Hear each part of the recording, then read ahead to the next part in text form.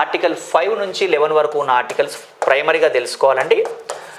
Article 5 ఏం చెబుతోంది, Indian citizenship గురించి, పౌరసత్వానికి సంబంధించి ఏం చెబుతుంది అంటే 1950 నాటికి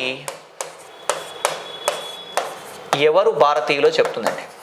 ఎవరు ఇండియన్స్ అంటే ఇండియాలో మనకి 1947లో ఇండిపెండెన్స్ వచ్చిన తర్వాత 1950 జనవరి 26 నుంచి మనం కాన్స్టిట్యూషన్ ఇంప్లిమెంట్ చేశాం కదా. రాజ్యాంగం అమల్లోకి వచ్చే నాటికి ఎవరు భారతీయులు అనే విషయాన్ని మనకి ఆర్టికల్ 5 తెలియజేస్తుందండి.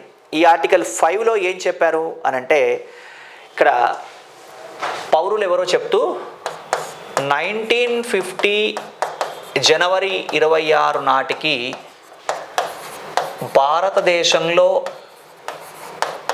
జన్మించిన వారందరూ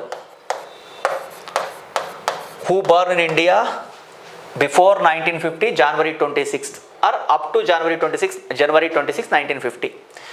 1950 జనవరి 26 నాటికి ఇండియాలో పుట్టిన వాళ్ళందరూ ఇండియన్సే అన్నారు. మరి ఇండియాలో పుట్టిన వాళ్ళందరూ ఇండియన్సే అంటే దాని మీనింగ్ ఎలా అర్థం చేసుకోవాలి అంటే, ఫర్ ఎగ్జాంపుల్ ఎవరన్నా సరే ఇండియా బార్డర్ క్రాస్ చేసి 1950 జనవరి 25న అట్లా ఇండియాలోకి ఎంటర్ అయిపోయి ఒక ప్రెగ్నెంట్ లేడీ ఇండియాలో ఒక పౌరుడికి జన్మనిస్తే అంటే ఒక వ్యక్తికి ఒక బిడ్డకు జన్మనిస్తే వాళ్ళు భారత పౌరులు అవుతారా అంటే దానికి మళ్ళీ కొన్ని స్పెసిఫిక్ గైడ్లైన్స్ ఉన్నాయండి. అంటే 1950 జనవరి 26 నాటికి ఇండియాలో పుట్టిన వాళ్ళందరూ భారతీయులే అని అంటే వాళ్ళు ఎవరై ఉండాలంటున్నారు మళ్ళీ అని అంటే వాళ్ళు 1945 జనవరి 26 నుంచి 1950 జనవరి 26 మధ్య ఇండియాలో ఉన్నవాళ్ళై ఉండాలి.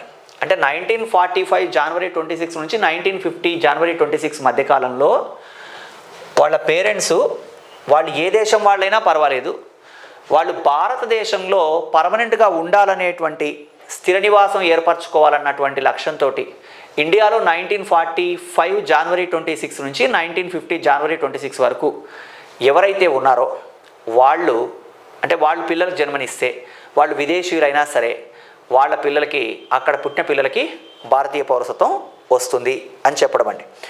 అంటే ఇక్కడ పాయింట్ ఏంటి, ఒక పర్సన్ యొక్క పేరెంట్స్ ఇండియన్స్ కాకపోయినా అతను 1945 జనవరి 26 నుంచి 1950 జనవరి 26 మధ్యకాలంలో ఇండియాలో పుడితే అతను భారత పౌరుడు అవుతాడు.